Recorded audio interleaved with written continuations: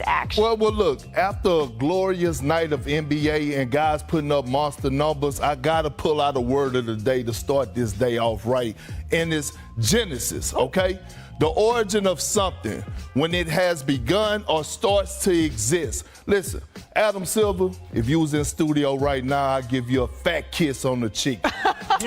You know why? Because you came up with the play-in tournament. It has been one of the best things that's happened to the NBA. You know why, Malika? Because the playoffs has officially started for a lot of teams, whether they trying to stay in the playoffs or get into the play-in tournament and keep their spot to have a chance to get into the postseason. So we saw last night and we witnessed stars starring, but we also witnessed guys competing at a high level because every game matters right now. All right, Perk. Well, we're still trying to understand, right, the genesis of the Luka trade, to use your word of the day. But a new era is in Dallas. It is underway. The Mavs, they took on the new-look Warriors last night. It felt like a playoff game type of atmosphere when these two took the court. So let's pick it up, Perk, in the third quarter here.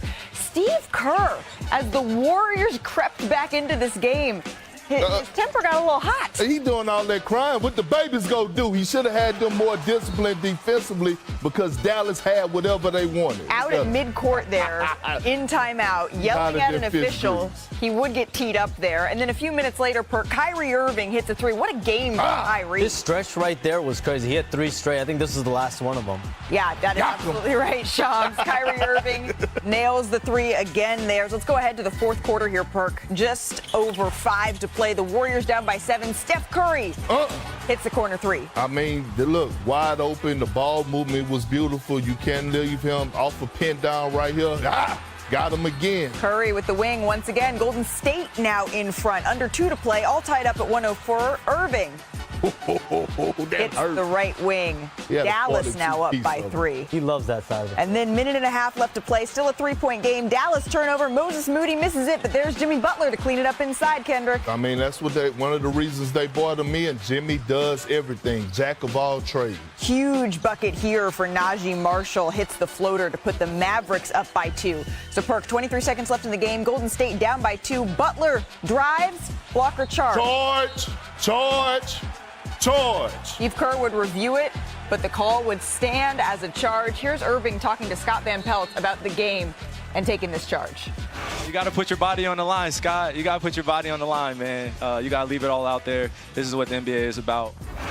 Put his body on the line, he did, and 42 points on the night. Dallas gets the win, 111-107, and we knew this. Kyrie, certified bucket. Last night, he became the 4th player in Mavericks history with a game of 40 points, made 60% of his shots. He did have no assists. It was one of the first things he told our friend Scott Van Pelt after the game is that he thought he should have maybe had more assists. But he is the Mavs engine right now, down so many players here. So let's welcome in our Mavericks reporter, Tim McMahon. Howdy, Tim. You were in the building last night, and obviously we've covered in depth how devastated the Mavs fan base has been after this Luka Doncic trade. But it seemed a little bit lighter in the arena last night. How was the atmosphere? You were there. Howdy, Malika. You called it a playoff-like atmosphere. I'm going to say it's more like a March Madness type of atmosphere, and that's partially because there was a whole lot of Warriors fans in the building, almost like a neutral crowd. They were outnumbered, but anytime the Warriors are on the road, there's going to be a lot. Probably a few more Mavericks fans were motivated to sell their tickets this time.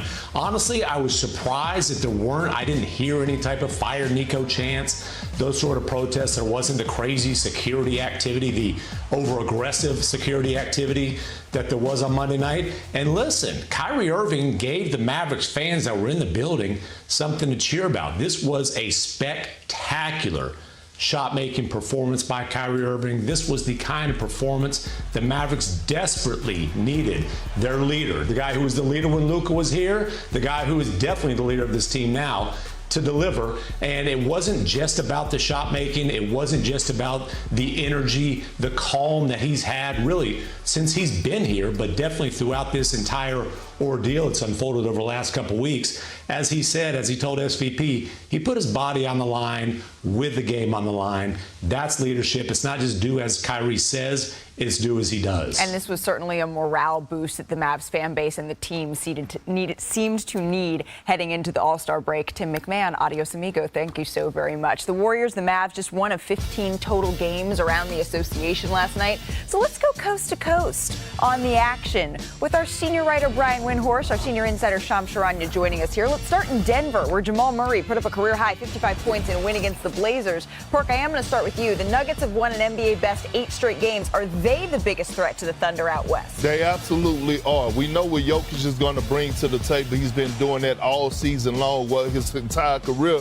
But now the others are stepping up. Jamal Murray, Michael Porter Jr., Aaron Gordon, Christian Braun. I'm sorry, Nuggets fans, he has elevated his game, but they are the second best team in the Western Conference right now, more complete team. And one of the biggest shockers of the night, maybe, the Giannis and Dameless Bucks took down Ant and the Timberwolves. Ant came in with 3 straight 40-point games, but shot just 10 of 33 in a 2-point loss. So, Brian, Perk said that he thought that Ant would be standing on business here. What happened? Well, they were really red hot, the Wolves, the last few games, but they've lost their mojo. And when Ant has a low efficiency game, they don't have as many offensive options as they did a year ago.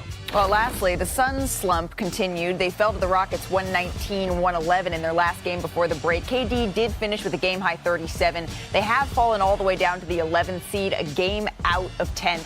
There was no Devin Booker in this one, no Bradley Beal, but still, the Suns really need to start racking up these wins because the All-Star break is coming at a good time for Phoenix. They've had a rough month, but hey, a lot of folks have, so let's just breathe here. Phoenix just 1-6 in their last 7 games this month. That's tied for their second worst in the league right now. Another issue is that the games, they haven't really been close. They've been outscored by almost 11 points a game. So, Brian, is there anything, do you think, to be hopeful here for the Phoenix Suns? I wish I had a different answer. The Suns, some of the parts just don't make sense. They have a lot of talent. They've really worked hard to build out this team. When they first put Durant and Beal together, they didn't have a good supporting cast. I think they do now. They have built out guards. They have made some trades to get wings and to get big men. But Malika, you put them together, and it's not equaling wins. You are what your record says that you are. For a while, they had a pretty good record with Durant on the court, and then when he was out with injury, they were well below 500, and you could kind of just hope that if Durant was healthy, that this team would play well. But even those hopes have diminished because Durant has been on the court recently. He's been playing well, putting up big numbers, and they've been losing. It's extremely frustrating. A team that is the most expensive team in the league with this kind of star power is multiple games under 500 going into the break. Say it, Wendy. Say it. Say it. How do you have this much talent on the roster and not be successful, right? And has underachieved. The second, they're right there with the Philadelphia 76ers as far as most disappointing teams. Why is that? You get a new head coach, you got some offensive firepower, you thought you filled the void as far as the positions that needed to be filled, the point guard position, the center position. You got a nice little young stud in the kid Richards you just acquired. Every time I look up, he's having a double-double. Why can't this turn over the wins? I'm not about to sit up here and bash KD today about leadership, right? But there's something going on that's not clicking. When you look at this team, they play a bunch of individual basketball. It's nowhere in hell you have a veteran squad that can't pull together and know that, hey, you know what? We don't know what's going to happen in the future, in a few months down the line when the season is over. Yeah. We don't know who's going to get traded. Why can't they pull together right now and turn these losses into wins? But Perk, they knew this roster was incomplete and needed something. That's why they tried so hard to go and get Jimmy Butler. This is an incomplete basketball team. They're missing that toughness, that edge. You've been talking about it since December. This team needed that toughness and that grit. We're seeing what Jimmy Butler does for the Warriors. He's willing to sacrifice his stats. He just wants to win. He's able to do the little things for Stephen Curry and for Draymond Green. Right. That's what they wanted here. I think this next second half of the season, to me, is just appreciating the joy of watching Kevin Durant and appreciate his game. I mean, he's 6th in the NBA right now in points per game. He leads the NBA in field goal percentage on jumpers. He leads the league in field goals, the jump shots per game. His game is aging gracefully. And listen, the Golden State Warriors, and I talked to people around there, they really feel like they had an agreement in place to go get Kevin Durant and bring him back The only problem was Kevin Durant did not want to go back. He wanted to finish out the season in Phoenix. He wants to enjoy playing with this younger type of roster that we saw last night. I mean, there were some players on that team last night in first, second, third year, very young. And so this summer is going to be a different story. I think there's going to be some hard conversations between the Suns and Kevin Durant in communicating and figuring out his future. I think we have a lot of conversations, to your point, about Steph and about LeBron and about whether or not a year here or there, was this a wasted year? And I sort of wonder why those conversations haven't started with Kevin Durant, because he's done everything. He's averaging 27 a game. He's mentioned in trade rumors his team is under 500. I don't think that's fair to one of the game's greats.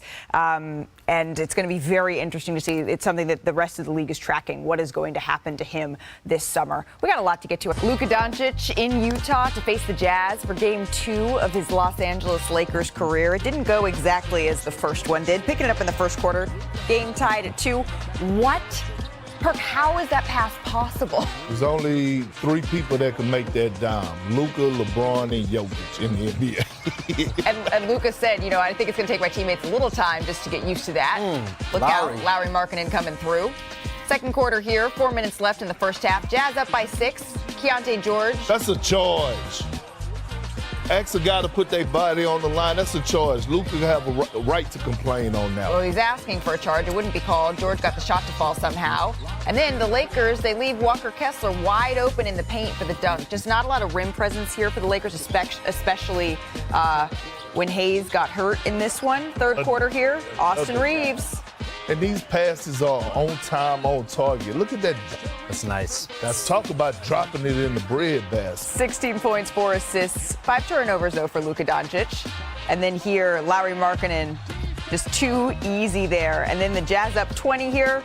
Markkanen drives, dunks it all over Alex Len there. Len just had no chance on that one. Markkanen had 32 points, 5 rebounds. So the All-Star break is coming at a pretty good time, right, Luka? Obviously. Today I felt a little bit rusty, 2 games in after my injury, turnovers, missed free throws, so I got to do way better. But now I think we're approaching this break, so we got to rest. For me, I think it's more mental rest than anything else, but still got to work. So I'm excited about this break, and I can't wait to go back to play. It was just a second game for Luka with the Lakers, but it wasn't one that ever really got going here. The Lakers, they were outscored by 19 points when Luka was on the court, and that was his worst plus-minus in any game this year. Of course, he is still working his way back from injury and into a new system here. Also, the Lakers, they've had Jackson Hayes get hurt in this one. Brian, is this loss at all concerning for LA, or is it just, we're going to flush this one before the All-Star break? Yeah, I'm not super concerned by it, but I mean, we all knew that they had issues in the interior, and that's, the whole league knows it.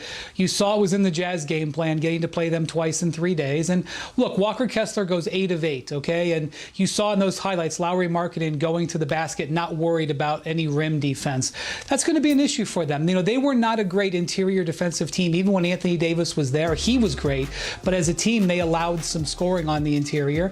And so, look, that's going to be something they have to deal with. They do have really good size on the perimeter. They have great length, and they have really strong wings. And so J.J. Redick's going to have to work on trying to set something up that will take advantage of that. But definitely that's something they'll have to mitigate, and their matchups in the playoffs will maybe dictate their chance of success. The other thing, Malika, that I'm seeing very early on here with Luka is he's trying to fit in. LeBron in the huddle the other day before his first game said, hey, fit out, don't fit in.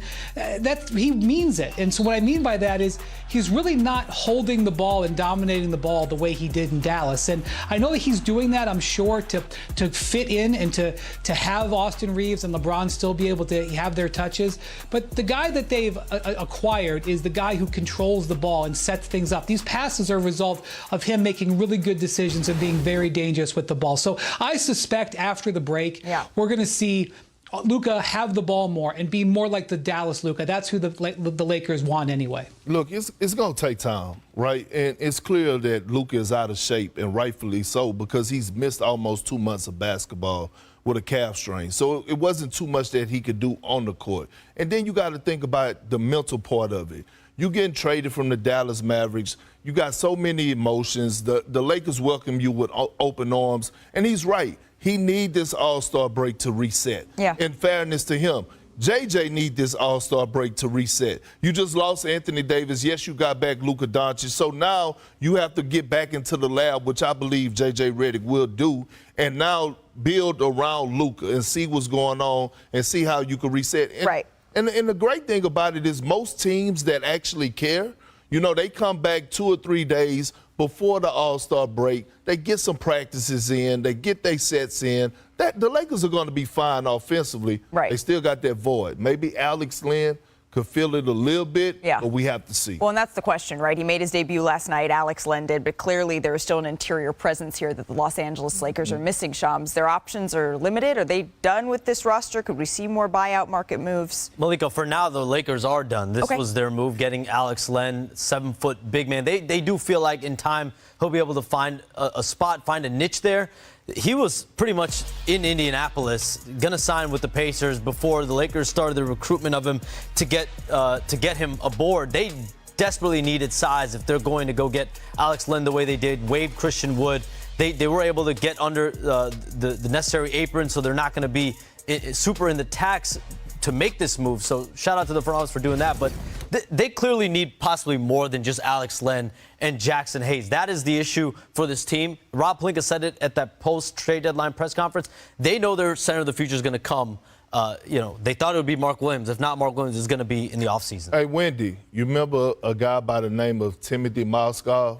You remember when he came to Cleveland? I sure do. Okay, so my thing is that LeBron James, he has a history of turning water into wine and bringing out the best of players, right? Before we all start judging, and I'm talking about the fans of Alex Len, let's see what LeBron James could do with him, right? Like, let's see. Perk. What?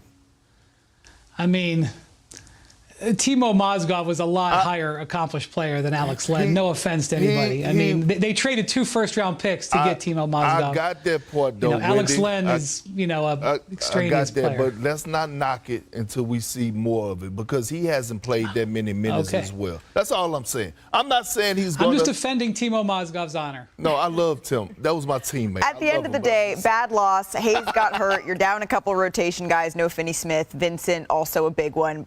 But you went 12-3 over your last 15 games. You take that heading into the All-Star break. Coming up, they are on the quest right now to capture the flag. According to ESPN Bet, the Wizards, they do have the shortest odds, followed by the Jazz and the Hornets. The 76ers, though, they could be a lottery team. Keep in mind, their first-round pick goes to Oklahoma City if it is not in the top 6. Philadelphia lost to the Nets last night. No Joel Embiid, no Maxey. And this was the surprising part. Just 2 points from Paul George. They head into the All-Star break sitting at 1.5 games outside of the play-in tournament. Now, the Sixers, they've had a season of just turmoil, regrets about probably everything on the court, but it's also been off of the court that's been a little bit of an issue as well because it's who we haven't seen. Joel Embiid, Tyrese Maxey, Paul George, they all play. The results are good, but it's only happened 13 times this season. So really, it's not an on-court issue. It's a who's off the court all the time issue. This is tied for the fewest points of Paul George's career in a game where he played at least 30 minutes. Shams,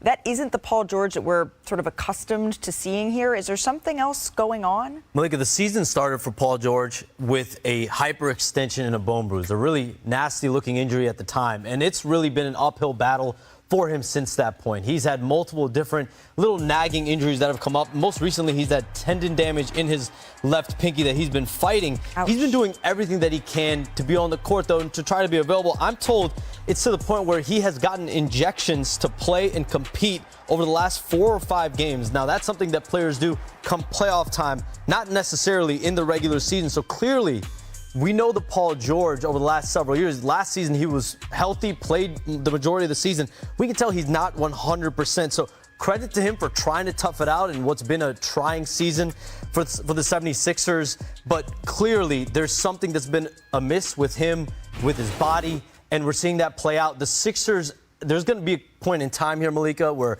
second half of the season, definitely in the offseason, they're going to have some hard conversations about availability and potentially maybe even shutting a guy or two down in the second half of the season. Listen, I understand you go through injuries, but if you're on the floor and you're playing, damn it, you got to produce. And I'm not saying he should have went out there and had 40, but 2 points is unacceptable. especially in today's game. Here, I can go get 4 points right now in today's game by accident, okay? That's number one. Number two, Paul George, you have to elevate your game. The Clippers let you walk. They didn't care. They ain't skipped a beat. Matter of fact, they're in the thick of things. They're doing just fine without you. At the end of the day, you were bought over to move the needle in some type of fashion. And he's not doing that, Shams. He's not doing that. We could go down a list of people right now that are dealing with injuries. Wendy, didn't you say on the call today that Kyrie Irving is dealing with a lower disc injury in his? He had 42 last night. Yeah. He had 42 last night. You know how many people are dealing with injuries right now? That's no excuse for that production and that performance that he's been putting on, especially the one that he put on last night. Malika, I'm not sure what's more disappointing for the Sixers, that it's only 13 games that those three guys have played together, or that the record is 7-6. Yeah, that's better than 13-28, but 7-6 is not what they're looking for. Even when they've been together, they haven't gotten good production. You know, they had a game that we had on ESPN last Friday, I believe it was, in Detroit, where all three of them were playing and Cade Cunningham wasn't. And the display of energy and effort in that game, especially in the first half, was frankly disgusting. And, you know, this is a team that was put together to compete for the championship, and they have the exact same record as the Brooklyn Nets. A team that's been put together, frankly, to lose. The Nets, the players aren't trying to lose, but the Nets have made multiple trades this year to trade talent off the roster because they're overachieving. And to go into this, they beat them last night. To go into the break with the same record is just extremely disappointing. And you can have as many meetings as you want. Paul George's contract and Joel Embiid's contract, that's $500 million between the two of them. Those are not tradable contracts right now. They have to make the most of these players. They have to make it better. And even if they have some injuries, even if there's times when Embiid is out or Paul George is dealing with nagging things, they're supposed to be redundant. The concept of this trio was that they could be redundant together, so that if one was out, they could carry the other, and that has simply not happened. I've said this a couple of times when I was there for Media Day. Just to your point, what Joel Embiid said is he said he finally feels like he has a roster where he knows that he's not going to be out there all 82, maybe even far short of that. He's going to need to take some time off, but to have a Tyrese Maxey and have Paul George, the idea was that they'd be able to stay afloat without him, and obviously that's not what has happened. They're going to need to make a decision soon because that pick is top 6 protected. And that is it. It's in danger of falling out there. All right. Was up 18, 10, and 6 in last night's win in 45 minutes. Josh, thank you so much for stopping by the show. Thanks for having me. We always appreciate it. We want to start with what went down last night in Madison Square Garden. If we could feel the energy through the TV, I feel like we need to roll the highlight and have you just walk us through this because this was a whole lot of fun. Kendrick Perkins in on this one as well. So the Hawks and the Knicks, Josh, let's pick it up in the fourth quarter here. 5 minutes left. This is when you guys are up 3. What's Cat brought to this team? Oh, man, just incredible shot making, play making, spacing. Opens the paint up for me, which I love. I love attacking the rim. And we needed all of his 40 last night. When Trae Young starts doing this in the Garden, what's going through your head? Man, we got to find a way to calm him down. If he's over there shooting shots from the logo, you know, he's feeling it. So we got to try to just make it difficult for him. And make it difficult. Hopefully come out with a win. You tried to do. This one got good going down the stretcher, though. Niang hits the 3 here, and then what was this pass here? Yeah, it was this, we tried to get it out quick at first to try not to let the defense get set. And I think it was a little miscommunication between Cat and Kel. So it got to steal. This one, some dude at a headband made a terrible defensive play and fouled up 2, which Perk, I know you're never supposed to do. But, luckily we weren't up 1. JB had a chance right here to game it, but... I was going to call it out, Josh, but I let you, I know Tills probably got on you about it, so I was going to let you make it. So to overtime we go. Just wanted some extra time. Just a chew up at the inside jam there that puts you guys up 3 here. Trae Young wouldn't go away. Little floater here. This is what he does. He go out there, he scores, he gets guys involved. But this man right here, man, this is what he's built for. Brunson hits the mid-range, so you guys go up by 1. And then right here, final chance for Atlanta. Young drives, misses the floater, offensive rebound, gets back out to Niang, got a good look at 3. but he missed. And then you put a finger right in George Niang's face. What were you saying to him there? Yeah, man, just wanted to have a little bit of fun. Kel with a great block, and then he had a good look, and luckily he missed it. And then obviously I'm cool with G, so I just started messing with him a little bit at the end. You're one of the funniest players to watch in the NBA. You got your 25th double-double of the season last night. You're bringing down nearly 10 rebounds a night. Out of the 16 guys averaging more rebounds, the shortest is Bam, and you're listed as 6'4". So what separates you from the rest of the league when it comes to crashing the glass? I think just the will. I want to go get the rebound. I want to start the break, get easy points from my guys, and then offensively get my guys extra possession. So it's just a will and a want. It amazes me that you're able to sustain your level of effort that you are every second you're on the floor. You played 45 minutes last night. The only player in the league to spend more time on the floor this season is your teammate, Mikal Bridges. Jalen Brunson also in the top 5. But on more than one occasion, you've kind of poked fun at the minutes police. Is there any concern over the wear and tear, or is this just kind of like, this is our identity now? This is what we do? No, it's our identity. It's what we do. It's what we train for. As Perk knows, as a basketball player, you never want to come out the game. So every game, man, I pray to my Lord and Savior, man, for protection. I go out there and I do what I got a gift to do. Hey, Josh, look, I call you the Swiss Army knife because I say you cut people everywhere but loose. But I'm also watching the growth in your game. Just tell us about the areas you improved in, what you worked on this summer, because scoring-wise, you look like you added. The Los Angeles Lakers believed they had acquired their center of the future in dealing away Dalton Knecht, Cam Reddish, and draft picks to the Charlotte Hornets for Mark Williams.